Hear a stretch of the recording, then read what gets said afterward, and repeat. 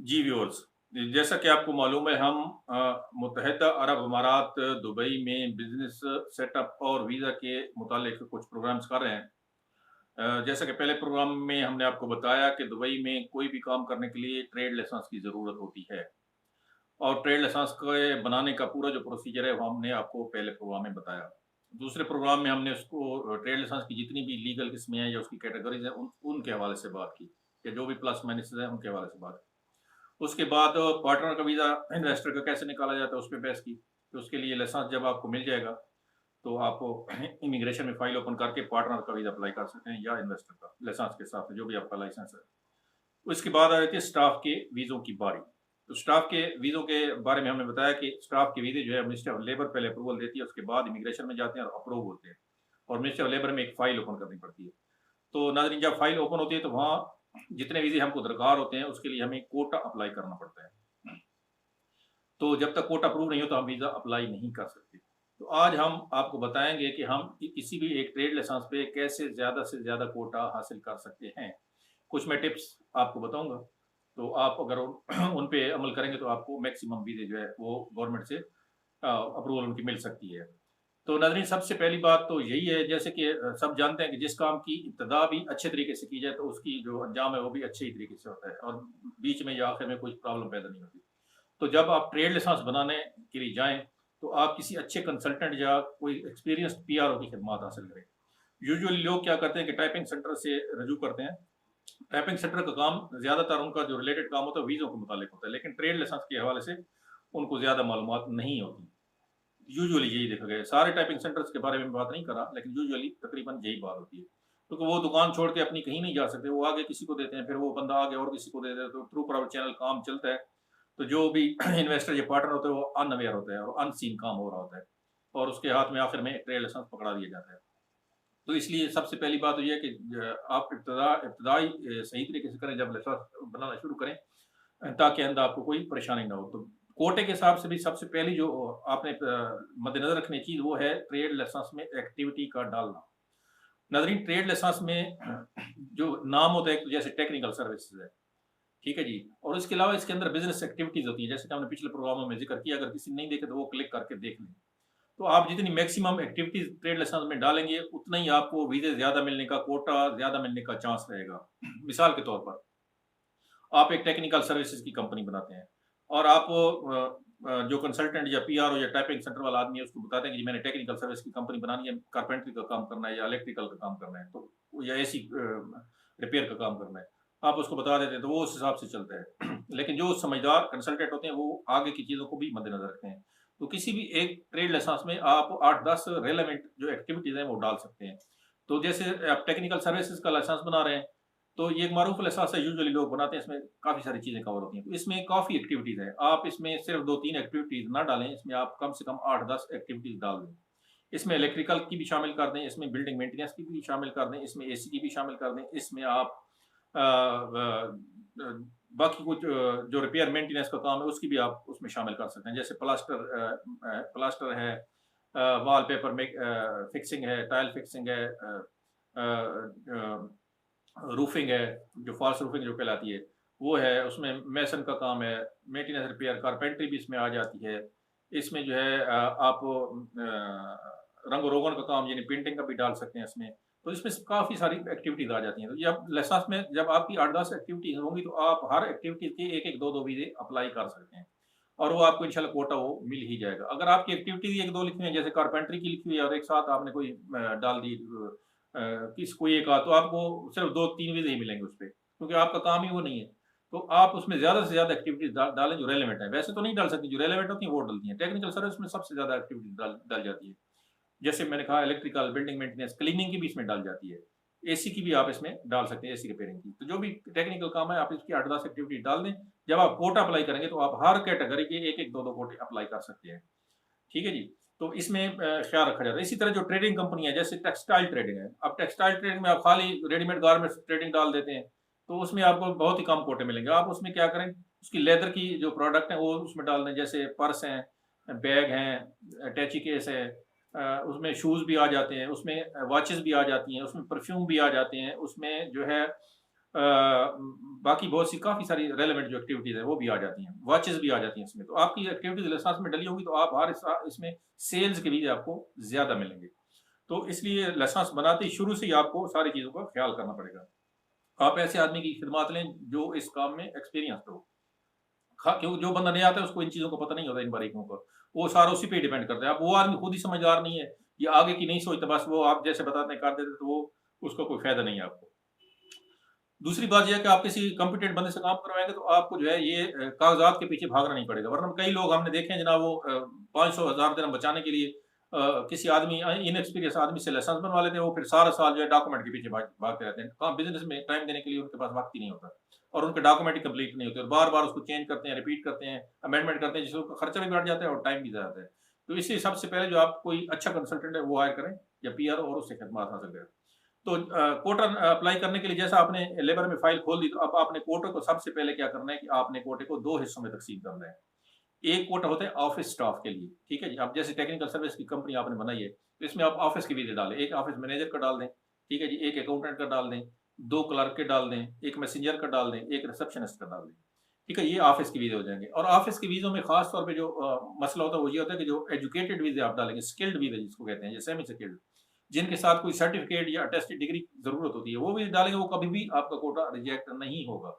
अगर आप अनस्किल्ड यानी 4 क्लर्क के डाल देते हैं, क्लेरिकल भी 4 डाल देते हैं, जिनके लिए जैसे फाइल क्लर्क है, तो उसके लिए सर्टिफिकेट दे, तो वो आपका क्या होगा, वीज़ा 1 या 2 ही अप्रूवल आएगी, बाकी वो रिजेक्ट हो जाएँगे। तो इसलिए आप कोशिश करें कि आप जो बंदे हायर करें, उनके पास अटेस्टेड सर्टिफिकेट हो, जो एम्बेसी जिस कंट्री के, उस एम्बेसी से, और फिर यहाँ के फॉरेन ऑफिस के अटेस्टेड शुदा हों, डिग्रियाँ या सर्टिफिकेट हो, फिर उनके वीज़ा आप डालें। कोटा अप्लाई करेंगे, उन प्रोफेशन का कोटा अप्लाई करेंगे तो आपका कोटा रिजेक्ट नहीं होगा।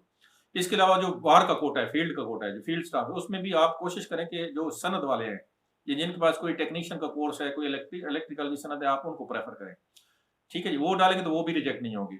इसके अलावा आप एक्टिविटी वाइज़ डालें, यानी क आपकी लाइसेंस में अगर 10 एक्टिविटीज़ है तो आप 2-2 करके या 1-1 करके 8-10 वीज़े ये डाल दें, 4-5 ऑफिस के डाल दें, 10-15 वीज़े डाल दें, तो आपको पहली ही फुर्सत में 8-10 वीज़े आराम से मिल जाएँगे। अगर आपकी एक्टिविटी बराबर नहीं होगी लाइसेंस में लिखी हुई, या आप अनएजुकेटेड कोटे ही सारे डाल दें, तो आपके 4-5 वीज़े पास होंगे। इसके अलावा नहीं होंगे। इसी तरह जो ट्रेडिंग कंपनियाँ, उनमें जो बाहर ऑफिस का स्टाफ तो सेम ही रहेगा जैसे मैंने बताया। लेकिन उसमें जो फील्ड का स्टाफ होगा, वो ज़ाहिर है वो सिक्योरिटी नहीं वर्कर नहीं होते, टेक्निकल वर्कर, वो सेल्स मार्केटिंग स्टाफ होता है। सेल्स मार्केटिंग की जो कैटेगरी है, इसमें सबसे जो हाईएस्ट पोजीशन होती है वो मार्केटिंग मैनेजर या मार्केटिंग स्पेशलिस्ट की होती है। तो उसके लिए एमबीए या कम से कम ग्रेजुएशन की डिग्री चाहिए होती है। तो आप ऐसा आदमी कोई देखें जिसके पास डिग्री हो, या उसको बोलें कि भई आप डिग्री अपनी अटेस्ट करवा के हमें दें, ताकि हम आपका वीज़ा अप्लाई कर सकें। वो आप जितने अप्लाई करेंगे एजुकेटेड, यानी एमबीए या मास्टर या बैचलर, वो वीज़े आपके पास हो जाएँगे। इसके अलावा सेल्स एग्जीक्यूटिव का वीज़ा है, उसके लिए भी बैचलर डिग्री चाहिए। इसी तरह यानी आप खाली एक सेल मार्केटिंग का खाली वीज़ा आता है, सेल्स एंड मार्केटिंग का, ठीक है जी? उसमें कोई डिग्री सर्टिफिकेट नहीं चाहिए होता। तो आप अगर उसमें से 10 अप्लाई करेंगे, तो वो आपके ज़्यादा 2 या 3 पास करेंगे। और इसमें आप डिफरेंट यानी करेंगे, सेल्स मार्केटिंग नॉर्मल करेंगे, सेल्स का, सेल्स एग्जीक्यूटिव के 2-4 कर देंगे, 2-4 मार्केटिंग मैनेजर के या मार्केटिंग स्पेशलिस्ट के, तो वो आपके बाहर वाले वीज़े भी 8-10 पास हो जाएँगे। तो इस तरह आप 10 से ऊपर वीज़े आराम से ले सकते हैं। अगर एक्टिविटी बराबर नहीं है, और आप उनकी डिस्ट्रीब्यूशन सही नहीं करते, और आदमियों का जो इंतखाब है वो सही नहीं करते, तो आपको जो कोटा है वो पहला कोटा बहुत ही कम मिलेगा। यूजुअली वो 3-4 मिलता है। अच्छा, इसके बाद अगला स्टेप आता है कि जब आप कोटा अप्लाई करते हैं, तो इसमें इंस्पेक्शन आती है। मिनिस्ट्री ऑफ लेबर का एक इदारा है तक़यीम। उनके लोग आते हैं, वो आपके ऑफ़िस की इंस्पेक्शन करते हैं। उसमें जो मेजर डॉक्यूमेंट है वो उनको स्कैन करते हैं, जैसे ट्रेड लाइसेंस की कॉपी है, इमिग्रेशन कार्ड की कॉपी है, अपना इजारी है, टेनेंसी कॉन्ट्रैक्ट यानी, और देवा का जो बिल है, ये चेक करते हैं। अगर कोई दूसरी तीसरी बार आप कोटा अप्लाई कर रहे हैं 3-4-5 महीने बाद, तो वो आपकी इनवॉइसेज़ की कॉपियाँ भी लेते हैं कि इस कंपनी को कोई अगर बिज़नेस अच्छा चल रहा है, तो वो ज़्यादा आपको वीज़े दे देंगे। बैंक स्टेटमेंट भी वो पूछ सकते हैं, टैक्स इनवॉइस वो पूछ सकते हैं। तो आपके पास वो डॉक्यूमेंट होंगे, तो वो इससे अंदाज़ा लगाएँगे कि हाँ जी, कंपनी वाक़ई अच्छा बिज़नेस कर रही है, तो इसको वीज़े देने चाहिए। वरना यूजुअली समझा ये जाता है कि लोग जो है ना वीज़ा बेच देते हैं। हालाँकि यहाँ वीज़ा बेचना या खरीदना जुर्म है। लीगली अलाउ नहीं है, लेकिन चलता है। आदमी म्यूचुअल अंडरस्टैंडिंग के साथ कुछ चला रहे होते हैं। तो इसलिए, लेकिन वो ज़ाहिर है उनके हाथ में होता है, वो फिर वीज़े नहीं देते। जब वो समझते हैं कि कंपनी वाक़ई चल रही है, इसकी डॉक्यूमेंटेशन भी पूरी है, इसकी ट्रांज़ैक्शन भी है, इसकी जो पे रिसीट बुक है वो भी है, टैक्स भी ये पे कर रहे हैं, वैट वगैरह जो है, तो वो फिर अच्छी वीज़े दे देते हैं। तो इसके अलावा एक तो ये हो गया। उसके अलावा आपने ऑफ़िस को मेंटेन अच्छे तरीके से करना है। सपोज़ बाहर के जो वीज़े हैं उनका तो इतना इश्यू नहीं है, जो आप ऑफ़िस के वीज़े अप्लाई कर रहे हैं। सपोज़ आपने एक ऑफ़िस मैनेजर का वीज़ा अप्लाई कर दिया, आपने एक अकाउंटेंट का कर दिया, आपने 2 मैसेंजर के कर दिए, 2 आपने क्लेरिकल स्टाफ के कर दिए, यानी फाइल क्लर्क कर लें या फॉलो अप क्लर्क कर लें या ऑफिस असिस्टेंट कर लें।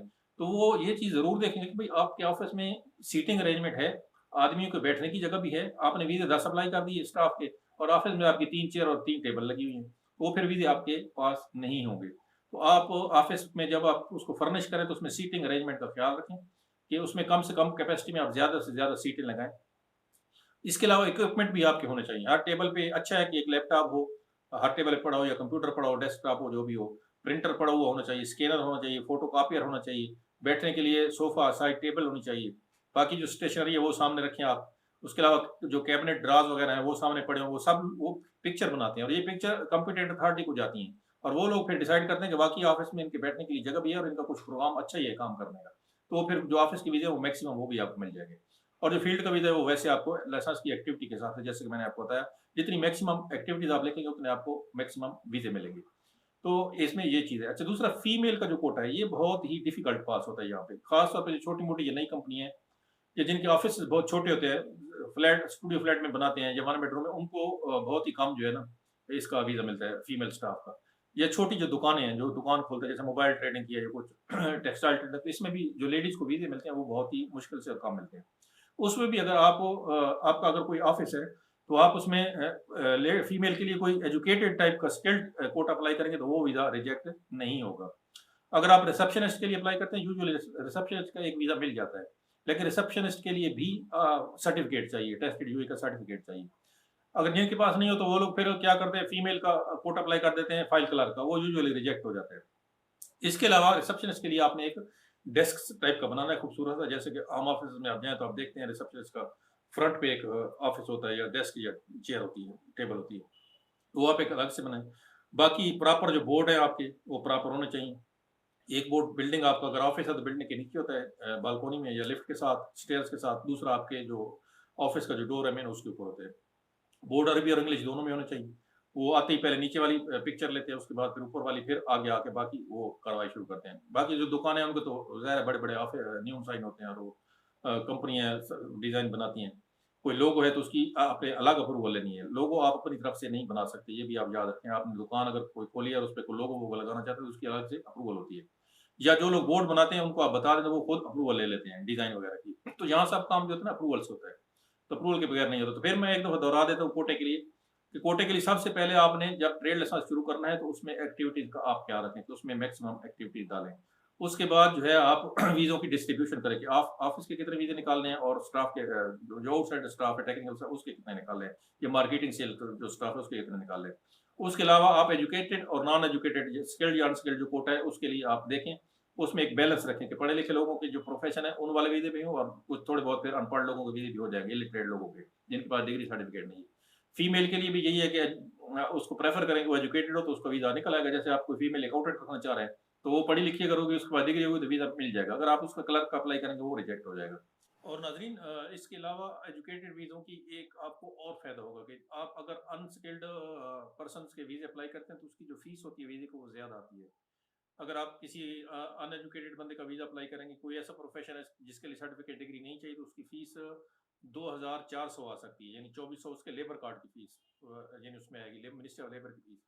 अगर आप कोई मैट्रिक बंदा भर्ती करते हैं तो उसकी 4-500 कम आएगी, आप बैचलर करते हैं उसकी और 4-500 कम आएगी। अगर आप कोई मास्टर डिग्री वाला बंदा, कोई ऐसा प्रोफ़ेशन है, उसके लिए कोटा अप्लाई करते हैं, तो जब आप वीज़ा निकालेंगे उसकी जो फ़ीस है और कम होगी। तो यहाँ पे यूएई में क्या है कि एजुकेटेड वीज़ों की को इनकरेज करने के लिए, एजुकेटेड स्टाफ को भर्ती को इनकरेज करने के लिए गवर्नमेंट ने फीसों में छूट दी हुई है कि जितना बंदा ज़्यादा पढ़ा लिखा होगा और उस प्रोफेशन के लिए वीज़ा अप्लाई करेंगे तो उनकी फीस कम आएगी। तो इस हिसाब से उन्होंने कैटेगरीज बना दी हैं, ए, बी, सी और डी। ए में जो होता है वो तो यूजुअली जो मास्टर लेवल के प्रोफेशन होते हैं जिनके लिए रिक्वायरमेंट मास्टर डिग्री वगैरह की होती है, यूजुअली वो उसमें आते हैं। फिर इसी तरह बैचलर डिग्री है उसमें बी और सी में। जो डी है उसमें अनस्किल्ड प्रोफेशनल होते हैं, बिल्कुल ही जिनके पास कोई सन सर्टिफिकेट कुछ नहीं होता, तो उनकी जो लेबर कार्ड की फीस ज़्यादा आती है। तो इसमें एक ये फ़ायदा भी आपका रहता है कि आपकी कंपनी की जो कैटेगरी है वो ऐसी बन जाती है कि आपकी जो वीज़ों की कीमतें हैं वो कम हो जाती हैं, काफ़ी सारी कम हो जाती हैं। तकरीबन 50% तक या 40% तक आप फीसों को कम कर सकते हैं एजुकेटेड स्टाफ भर्ती करके। तो ये था सारा इसका कोटे के हवाले से टिप्स थे कुछ कि आप ट्रेड लाइसेंस बनाते वक्त ख्याल रखें कि आगे कोटे निकालने के लिए एक्टिविटी ज़्यादा हो। फिर ऑफ़िस और स्टाफ के वीज़ों की डिस्ट्रीब्यूशन अच्छे तरीके से करें। ऑफ़िस को मेंटेन सही तरीके से करें, ऑफ़िस में पूरे इक्विपमेंट होने चाहिए और मेल और फीमेल वीज़े के लिए क्या-क्या चाहिए और वीज़े एजुकेटेड जितने होंगे, उनकी अप्रूवल भी जल्दी आएगी और उनकी जो कॉस्ट होगी, वो भी कम होगी। तो ये सारी चीज़ें आप नोट करें, इंशाल्लाह आपको मैक्सिमम कोटा जो है वो गवर्नमेंट से अप्रूव होके आ जाएगा आपके लिए। ठीक है नाज़रीन, फिर मिलते हैं किसी अगले प्रोग्राम में।